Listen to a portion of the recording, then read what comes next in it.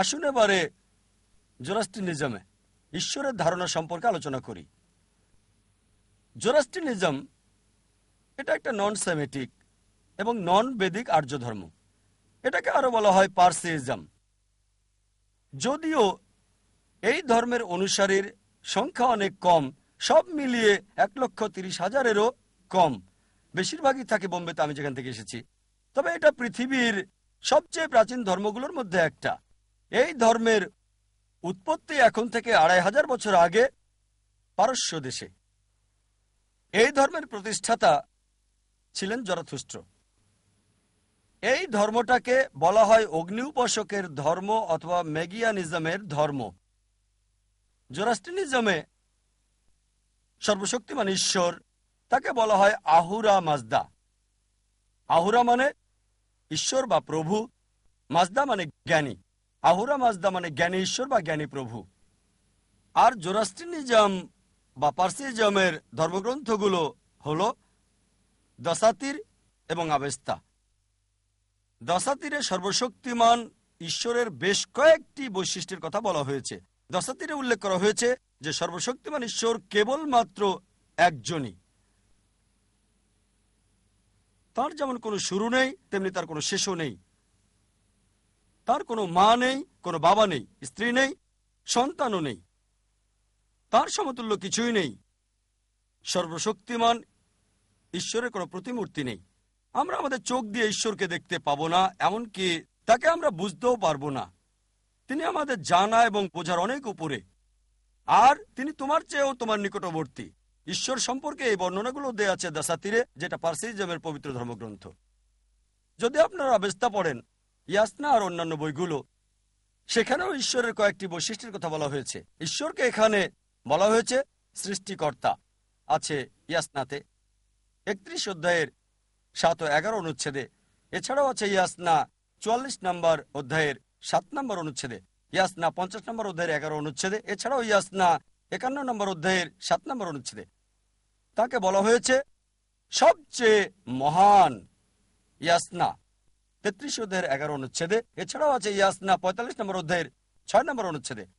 ঈশ্বরকে বলা হয়েছে পরোপকারী, এটা আছে ইয়াসনা 33 অধ্যায়ের 11 অনুচ্ছেদে। এছাড়াও আছে ইয়াসনা 48 নম্বর অধ্যায়ের 3 নম্বর অনুচ্ছেদে। পার্সি ধর্মগ্রন্থে মহান ঈশ্বরকে এছাড়াও বলা হয়েছে প্রাচুর্যময়, ইয়াসনা 43 নম্বর অধ্যায়ের অনুচ্ছেদ 4, 5, 7, 9, 11, 13 আর 50। এছাড়াও আছে ইয়াসনা 44 অধ্যায়ের 2 অনুচ্ছেদে, ইয়াসনা 45 অধ্যায়ের 5 অনুচ্ছেদে, ইয়াসনা 46 অধ্যায়ের 9 অনুচ্ছেদে, এছাড়াও ইয়াসনা 48 অধ্যায়ের 3 অনুচ্ছেদে। পার্সি ধর্মগ্রন্থে এভাবে ঈশ্বরের অনেক বৈশিষ্ট্যের কথা বলা হয়েছে। তাহলে যদি পার্সি ধর্মগ্রন্থ পড়েন, সেখানে আপনারা পার্সিজম বা জোরাস্ট্রিনিজমে ঈশ্বরের ধারণাটা বুঝতে পারবেন। আসুন এবারে সেমেটিক ধর্মগুলোতে ঈশ্বরের ধারণা নিয়ে আলোচনা করি। আগেও বলেছিলাম সেমেটিক ধর্মগুলোর মধ্যে প্রধান ধর্ম হলো ইহুদি ধর্ম, খ্রিস্টান ধর্ম আর ইসলাম। প্রথমে আমরা ইহুদি ধর্মে সর্বশক্তিমান ঈশ্বরের ধারণা নিয়ে আলোচনা করব। ওল্ড টেস্টামেন্টে উল্লেখ আছে বুক অব ডিউটেরোনমি 6 নম্বর অধ্যায়ের 4 নম্বর অনুচ্ছেদে মুসা আলাইহিস সালাম হিব্রু ভাষায় বলছেন, এটা হিব্রু উদ্ধৃতি, যার অর্থ, শোনো হে ইসরায়েলবাসী, প্রভু আমাদের ঈশ্বর কেবলমাত্র একজন। বুক অব আইজায় উল্লেখ আছে 43 নম্বর অধ্যায়ের 11 নম্বর অনুচ্ছেদে, আমি নিজেই হলাম প্রভু, আমি ব্যতীত অন্য আর কোনো ত্রাণকর্তা নেই। বুক অব আইজায় উল্লেখ আছে 45 নম্বর অধ্যায়ের 5 নম্বর অনুচ্ছেদে, আমি প্রভু, আমি ব্যতীত আর কেউ নেই, আমি ছাড়া আর কোনো ঈশ্বর নেই। বুক অব আইজায় উল্লেখ করা হয়েছে 46 নম্বর অধ্যায়ের 9 নম্বর অনুচ্ছেদে, আমি ঈশ্বর, আমার মতো আর কেউ নেই। এছাড়াও বুক অব এক্সোডাসে আছে 20 নম্বর অধ্যায়ের 3 থেকে 5 নম্বর অনুচ্ছেদে বলা হয়েছে, আমাকে ছাড়া তোমরা অন্য কোনো দেবতাকে উপাসনা করবে না। মহানেশ্বর ওল্ড টেস্টামেন্টে এই কথা বলেছেন।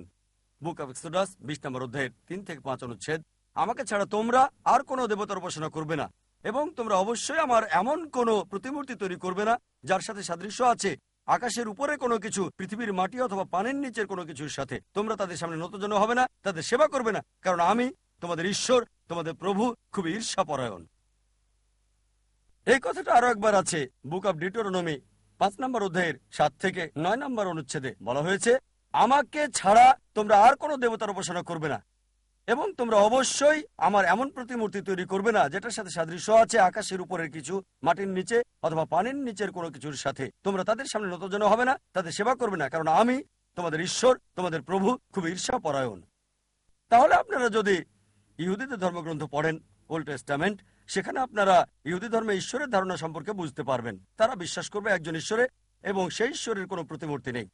এবারে খ্রিস্টান ধর্মে ঈশ্বরের ধারণা সম্পর্কে বলার আগে আমি কয়েকটা বিষয় পরিষ্কার করে বলতে চাই।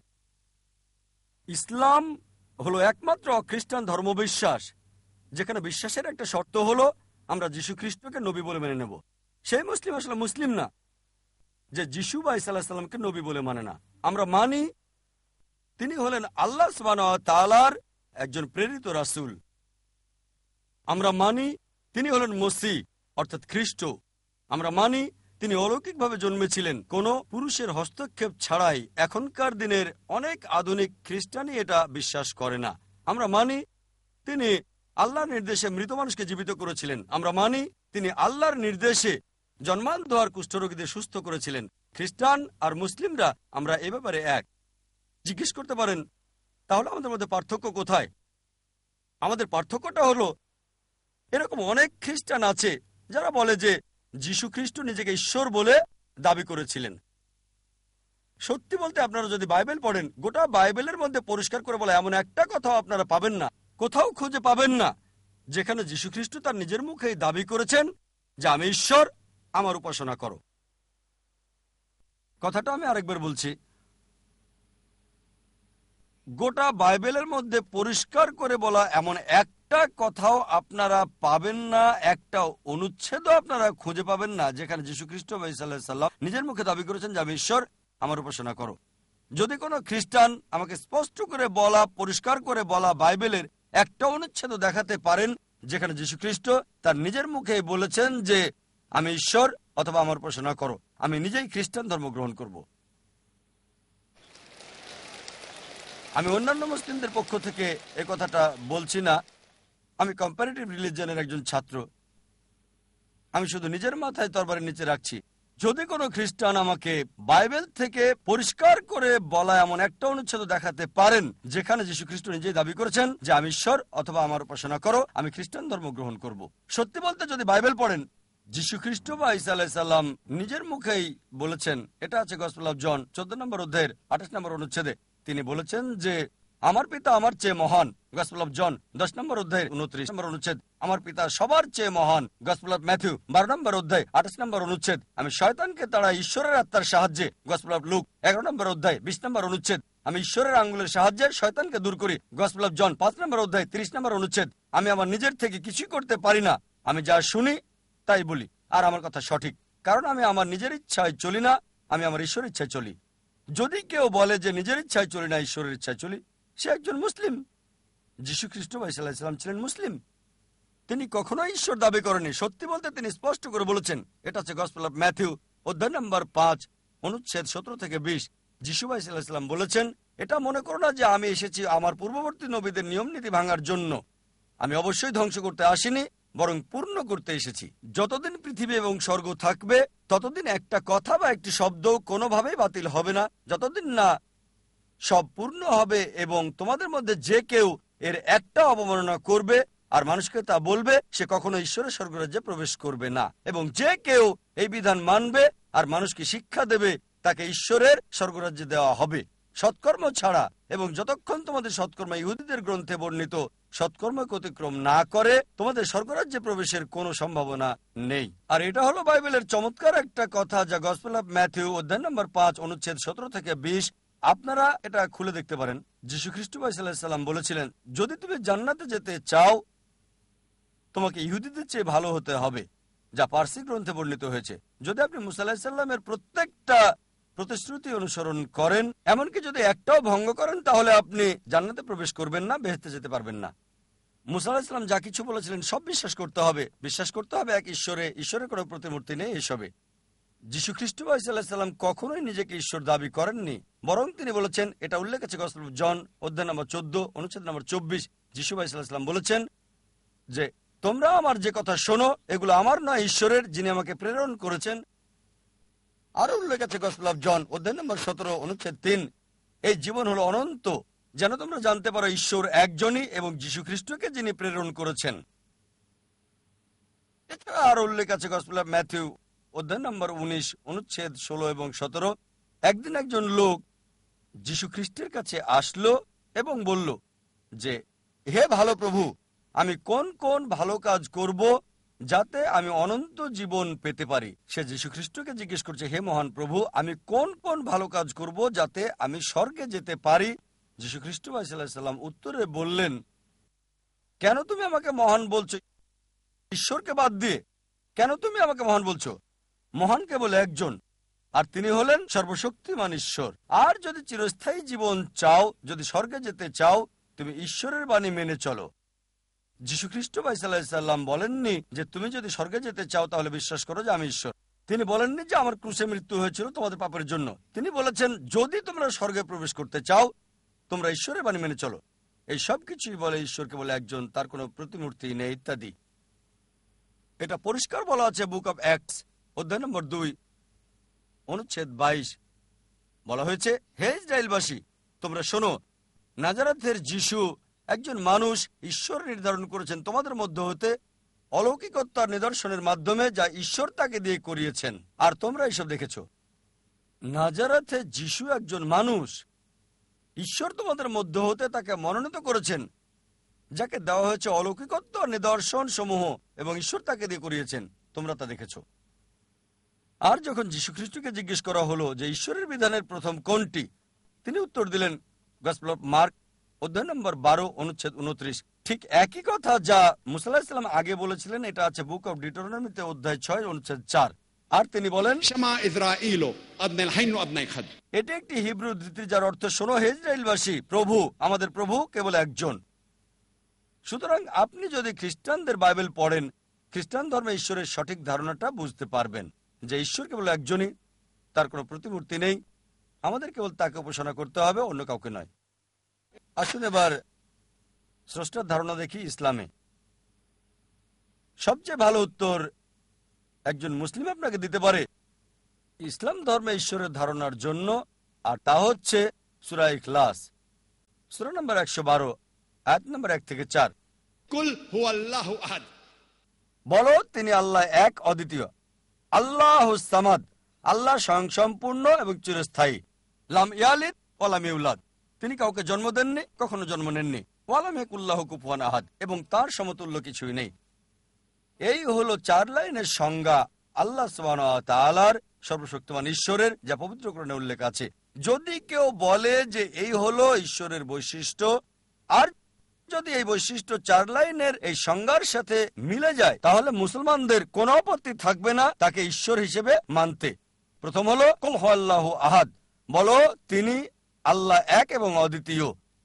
আল্লাহুস সামাদ, আল্লাহ স্বয়ংসম্পূর্ণ এবং চিরস্থায়ী। সামাদ এর অর্থ বাংলায় এক কথা বলা যায় না, এর অর্থ হচ্ছে কারো মুখাপেক্ষী নয়, চিরস্থায়ী, অবিনশ্বর, সবকিছু তার উপর নির্ভরশীল, তিনি কোনো কিছুর উপর কখনো নির্ভরশীল নন। এটি ব্যাপক অর্থ বহন করে। লাম ইয়ালিদ ওয়া লাম ইউলাদ, তিনি কাউকে জন্ম দেননি, কখনো জন্ম নেননি। ওয়া লাম ইয়াকুল্লাহু কুফুয়ান আহাদ, এবং তার সমতুল্য কোনো কিছুই নাই। সূরা ইখলাস হলো ধর্মতত্ত্বের কোষ্ঠী পাথর। থিওলজি এসেছে গ্রিক শব্দ থিও থেকে, যার অর্থ ঈশ্বর, আর লজি অর্থ জানা। থিওলজি অর্থ ঈশ্বরকে জানা, আর কোষ্ঠী পাথর মানে যদি আপনি স্বর্ণ কিনতে চান বা বিক্রি করতে চান, সাধারণত স্বর্ণকারের কাছে যান এবং যাচাই করেন সেই স্বর্ণটা কেমন খাঁটি। সুতরাং যদি স্বর্ণ কিনেন, আপনি স্বর্ণকারের কাছে যান, সে তখন স্বর্ণটা নেয় এবং তার কোষ্ঠী পাথর দিয়ে ঘষে দেখে, আর যে রংটা বেরিয়ে আসে সেটাকে সে মিলিয়ে দেখে। তারপর আপনাকে বলে স্বর্ণটি কি 24 ক্যারেট আছে, কি 22 ক্যারেট আছে, নাকি 18 ক্যারেট, নাকি এটা আসলে কোনো স্বর্ণই না, কারণ সবকিছু চকচক করলেই স্বর্ণ হয় না। আর একই বৈশিষ্ট্য এক্ষেত্রে বিদ্যমান যে সূরা ইখলাস ধর্মতত্ত্বের কোষ্ঠী পাথর।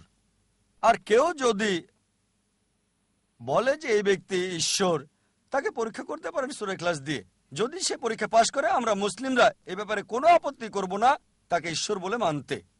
যেমন ধরেন, কিছু লোক আছে যারা বলে যে ভগবান রজনীশ সর্বশক্তিমান ঈশ্বর। একদিন প্রশ্নোত্তর পর্ব চলাকালে এক হিন্দু ভাই আমাকে বললেন যে ভাই জাকির, আমরা বিশ্বাস করি না যে ভগবান রজনীশ ঈশ্বর ছিলেন। তাকে বলেছিলাম আমি কখনোই বলিনি যে হিন্দুরা বিশ্বাস করে ভগবান রজনীশ ঈশ্বর। আমি বলেছি কিছু লোক, অনেক মানুষ বিশ্বাস করে তিনি ঈশ্বর ছিলেন। আমি হিন্দু ধর্মগ্রন্থগুলো পড়েছি, হিন্দু ধর্মের কোথাও উল্লেখ নেই যে ভগবান রজনীশ ঈশ্বর। চলুন এই ভগবান রজনীশকে সূরা ইখলাস দিয়ে পরীক্ষা করি।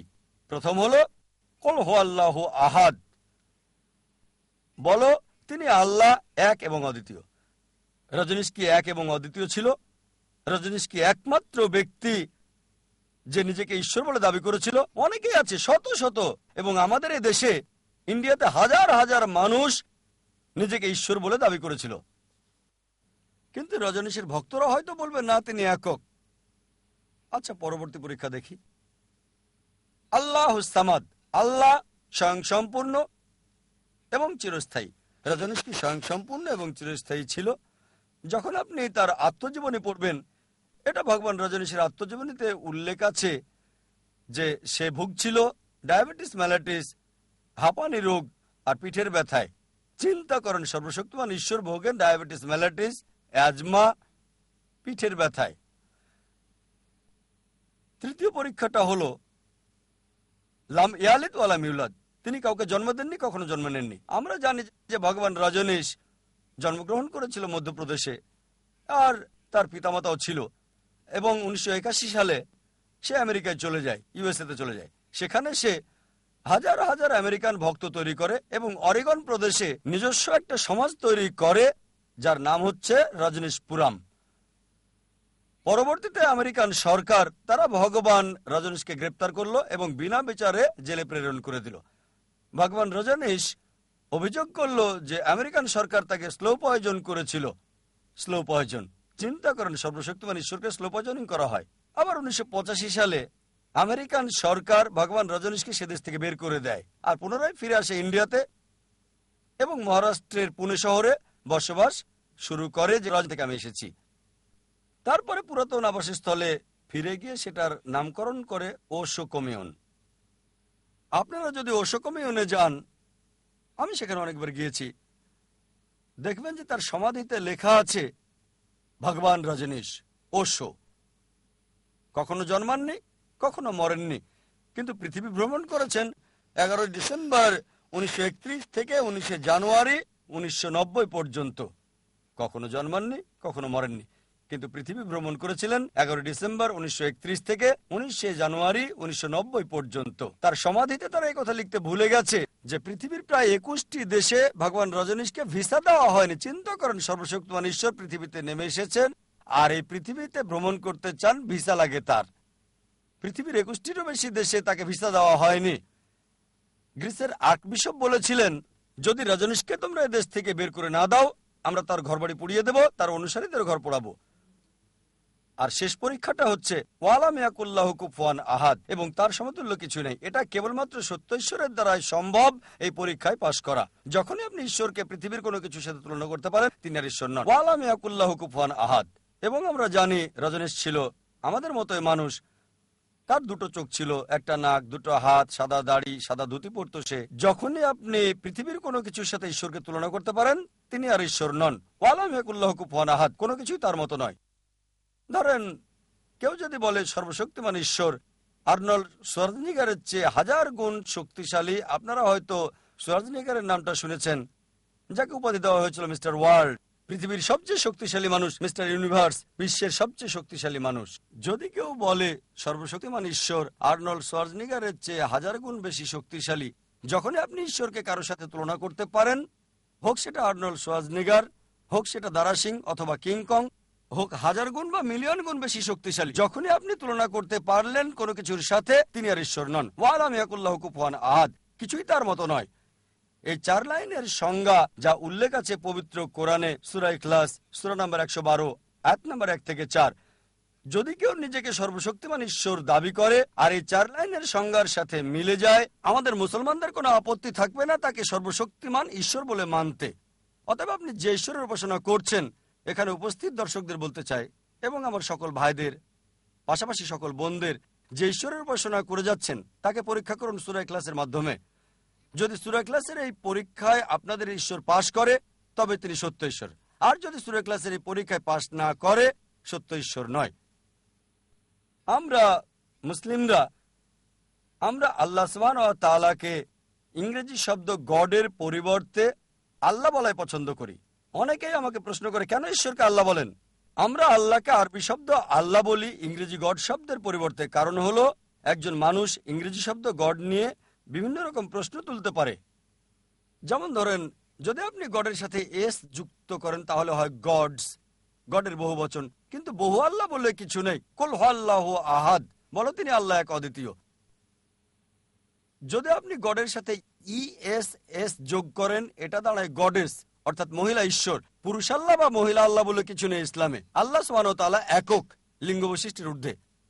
গডের সাথে ফাদার শব্দটি যোগ করলে হয় গড ফাদার, সে আমার গড ফাদার, আমার অভিভাবক। কিন্তু আল্লাহ ফাদার বা আল্লাহ আব্বা বলে কিছু নেই ইসলামে। গডের সাথে মাদার যুক্ত করলে হয় গড মাদার, কিন্তু ইসলামে আল্লাহ মাদার বা আল্লাহ আম্মা বলে কিছু নেই। আল্লাহ শব্দটি একক। যদি আপনি গড শব্দের আগে টিন যোগ করেন তাহলে হয় টিন গড, অর্থাৎ নকল ঈশ্বর, কিন্তু ইসলামে টিন আল্লাহ বলে কিছু নেই। আর এই কারণে আমরা মুসলিমরা আল্লাহ ডাকতে পছন্দ করি, ইংরেজি গড শব্দের পরিবর্তে আরবি শব্দ আল্লাহ। কিন্তু যখন মুসলিমরা অমুসলিমদের সাথে কথা বলে, যাদের আল্লাহ সম্পর্কে কোনো ধারণা নাও থাকতে পারে, তখন আল্লাহর পরিবর্তে গড শব্দ ব্যবহার করলে সেক্ষেত্রে আমার কোনো আপত্তি নেই। কিন্তু আমি এটাও স্মরণ করিয়ে দিতে চাই যে গড শব্দটি আরবি শব্দ আল্লাহর যথাযথ অনুবাদ নয়। যখন আমরা অমুসলিমদের সাথে কথা বলি এবং এই শব্দটি ব্যবহার করি সেক্ষেত্রে আমার কোনো আপত্তি নেই। অনেক অমুসলিমে আছেন যারা এসে আমাকে বলে যে ভাই জাকির, ঈশ্বর যে কোনো কিছু সবকিছু তো করতে পারে, তাহলে আপনার কেন আপত্তি থাকবে যদি ঈশ্বর মানুষের রূপ নেয়? ঈশ্বর যে কোনো কিছু সবকিছু করতে পারেন, তাহলে আপনার সমস্যা কোথায় যদি তিনি মানুষের রূপ ধরেন? আমি বলি ঠিক আছে, তর্কের খাতিরে আমি আপনার কথা মানলাম, ঈশ্বর যে কোনো কিছু সবকিছু করতে পারেন। ঈশ্বর মানুষের রূপ ধরতে পারেন। যদি ঈশ্বর মানুষের রূপ ধরেন তিনি আর ঈশ্বর থাকবেন না তখন, কারণ সর্বশক্তিমান ঈশ্বর আর মানুষের বৈশিষ্ট্য সম্পূর্ণ বিপরীত। সর্বশক্তিমান ঈশ্বর হলেন অমর আর মানুষ মরণশীল। আপনি এমন কোন মানুষ পাবেন না যে একই সাথে অমর এবং মরণশীল। হয় পাবেন মরণশীল অথবা অমর। একজন অমর আর মরণশীল পেতে পারেন না, এর কোনো অর্থ হয় না। সর্বশক্তিমান ঈশ্বরের কোনো শুরু নেই, মানব জাতির শুরু আছে। আপনি বলতে পারবেন না ঈশ্বর মানুষ। একজন মানুষ একই সাথে যার শুরু আছে আবার শুরু নেই, এমন হতে পারে না। সর্বশক্তিমান ঈশ্বরের কোনো শেষ নেই, কিন্তু মানুষের শেষ আছে। একই সাথে শেষ আছে আর শেষ নেই এমনটা কখনো হতে পারে না, এটা অর্থহীন। ব্যাপারটা এমন যে আপনাকে বললাম একজন লম্বা খাটো মানুষ দেখেছি, হয় দেখবো লম্বা মানুষ, না হয় দেখবো খাটো, অথবা একজন মধ্যম মানুষ, কিন্তু হবে না লম্বা খাটো মানুষ, এটা অর্থহীন। আমি এমন দেখবো না যে মোটা চিকন মানুষ, হয় দেখবো মোটা, না হয় দেখবো চিকন, অথবা মধ্যম মানুষ, কিন্তু মোটা চিকন নয়। সুতরাং যদি আপনি বলেন সর্বশক্তিমান ঈশ্বর মানুষের রূপ ধরেছিলেন, তাহলে তিনি সত্যিকারের ঈশ্বর নয়। যদি বলেন সর্বশক্তিমান ঈশ্বর যা চান সবকিছুই করতে পারেন, মানব জাতি আমাদের খাওয়ার প্রয়োজন হয়, কিন্তু ঈশ্বরের খাওয়ার কোনো দরকার নাই। আল্লাহ বলেন পবিত্র কোরআনে সূরা আনাম 6 নম্বর সূরা 14 নম্বর আয়াত, তিনি সবাইকে খাওয়ান, তার খাবারের প্রয়োজন হয় না। ঈশ্বরের খাওয়ার কোনো প্রয়োজন নাই। আমরা মানব জাতি, আমাদের ঘুম দরকার, বিশ্রাম দরকার। ঈশ্বরের ঘুম বিশ্রামের কোনো দরকার হয় না। এটা আছে পবিত্র কোরআনে আয়াতুল কুরসিতে সূরা বাকারা 2 নম্বর সূরা আয়াত নম্বর 255, আল্লাহু লা ইলাহা ইল্লা হুয়াল হাইয়ুল কাইয়ুম লা তাখুযুহু সিনাতুন ওয়ালা নাওম লাহু মা ফিস সামাওয়াতি ওয়া মা ফিল আরদ। তিনি আল্লাহ, এক এবং অদ্বিতীয়, স্বয়ংসম্পূর্ণ, চিরস্থায়ী। তন্দ্রা তাকে স্পর্শ করে না, তার বিশ্রামের কোনো দরকার হয় না। আকাশ এবং ভূমণ্ডলে যা কিছু আছে সবকিছু তার নিয়ন্ত্রণাধীন। এই কারণে যদি আপনি একমত হন যে সর্বশক্তিমান ঈশ্বর সবকিছুই করতে পারেন, আর যদি সর্বশক্তিমান ঈশ্বর মানুষের রূপ ধরেন, আপনাকে এটা মানতে হবে যে তিনি ঈশ্বর নন। সুতরাং যদি একজন মানুষ যিনি ঈশ্বর নন মানুষের রূপ ধরতে পারেন আপনার আমার মতো, তাহলে কেন আমরা আপনার আমার মতো একজন মানুষের উপাসনা করব? এর কোনো মানেই হয় না। যদি কেউ আবার বলেন যে মানুষই ঈশ্বর হয়েছিল, যদি মানবজাতি ঈশ্বর হতে পারে তাহলে আপনি আমিও হতে পারবো, তাহলে মানুষ ঈশ্বর হওয়ার প্রশ্ন আসছে কোথা থেকে?